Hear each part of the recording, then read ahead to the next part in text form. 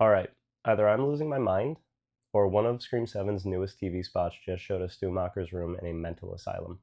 And before you say Mikey, please go outside and touch some grass, or, go talk to your wife and kid, whatever you guys are going to say in the comments.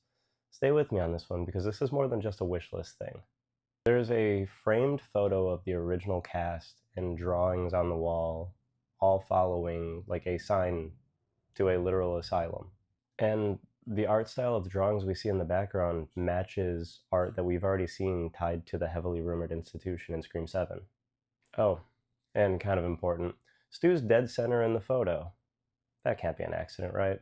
And before we dive into today's video, I did want to address my absence lately. Yes, I have been quieter. Not gone, not quitting, nothing like that. I just am not one of those people. I don't want to put out content for content's sake. We tried just throwing everything at the wall at the beginning to see what stuck, and then we found what worked for us. So we kind of want to stay within this space.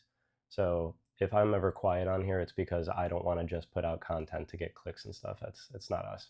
Not for nothing, for a movie that comes out this month, Scream 7 has had kind of the weirdest, like most underwhelming marketing rollout that I've ever seen.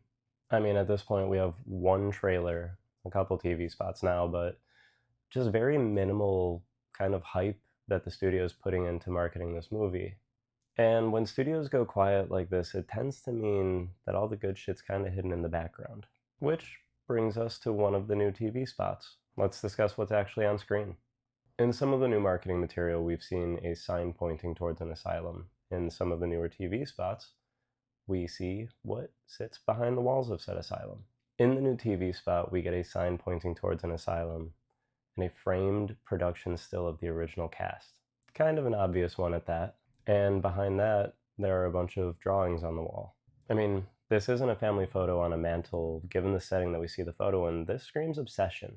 And here's where I think things get a little bit spicy. The drawings behind the framed photo. Distorted figures, chaotic line work, obsessive repetition. This isn't just creepy set dressing. This looks like the work of somebody who's obsessed, somebody who's dangerously unstable, somebody who's been stewing in their fixation for a very long time. That alone points us towards two possibilities. Possibility number one, Stu Macher is alive. Yeah, it's possible. And before you comment telling me off, if you haven't seen the movie or ruined it for yourself by reading some of the leaks that are online, so guard yourself if you don't want that ruined for you, then you know just as much as I do. I've read everything. I've heard a ton of interviews. I've heard a podcast with Matthew talking about returning for Scream 3. I've heard Kevin Williamson outright deny it. I've also read him confirm it. I've seen it all. So again, before you comment telling me that it's entirely impossible, if the studio so desires it, anything is possible. So let's discuss the zenith-sized elephant in the room, shall we? It's no secret that Stu's death has always been heavily questionable amongst the fan base. A tube TV fell on his face.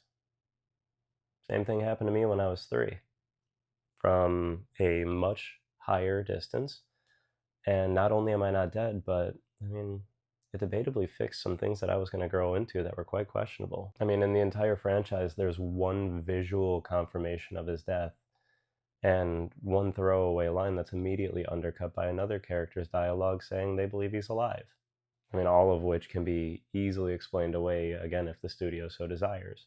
And this franchise has already proven to us that they are willing to retcon creatively. Now imagine this. Stu survives, he's hidden away, decades pass. In his room, filled with drawings and souvenirs and a framed photograph of the moment that made him a legend. And not just any photo, a photo of the original cast with Stu front and center. That's not subtle. That's ego. Okay, but let's be fair. There is another option, one that I think debatably, if done right, could be scarier. The obsessed disciple. What if it isn't Stu's room, but somebody who worships him? A patient, a copycat, somebody institutionalized for violent ideation, somebody who's latched on to the original killings only. That framed photo becomes a shrine. The drawings become practice, fantasy, rehearsal. And Stu being centered? Stu represents chaos, not motive or revenge. Stu represents violence for fun. Which, given the more recent sequels, that lines up perfectly with Ghostface psychology. And most importantly, let's not gloss over this. They show us the sign to the asylum for a reason. That means the asylum matters. Somebody inside the asylum matters. And whatever happened there connects to the present story. So, whether it's Stu himself or somebody molded by his legacy, the asylum represents a bridge between the past and the present. Now, why show us this instead of a traditional trailer? Because if Stu is alive or even rumored to be alive, you can't market this movie traditionally. And I have a little theory about that as well. Back in September, we broke down that trailer description that leaked online before the original trailer ever came out. In that description, there were mentions of, a scene where Sydney's guiding her daughter through a dark room that came to light. Mentions of an asylum that came to light. The intro of the trailer being the Airbnb and a couple staying there, that all came to light. Well, in the description, we hear that Stu is revealed through a FaceTime call with Sydney.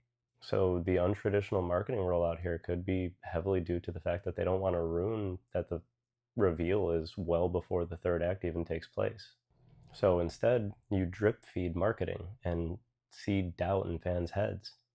You let fans fight online because that's all the marketing you need. Your silence becomes your strategy. Now, obviously, it's working because it got my dumbass zooming in and out of every frame of those TV spots.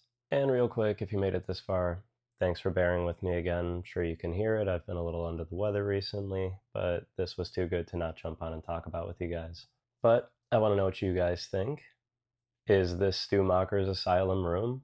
Is this a deranged superfan shrine? Or is this simply a dead end cleverly placed in the marketing to get us talking? Drop your best Scream 7 theory down below. And if you're like us and you've been waiting for the marketing for this movie to get bold, I think this might be the beginning of that movement. And if they keep giving me breadcrumbs too, I will keep theorizing. Like I said earlier, I don't want to ever force it and put out something that feels like we're just putting something out to put something out and check a box. So, yeah, if you made it this far, thank you so much. Stay tuned. Like I said, if the marketing is ramping up, so are we. So, see you soon.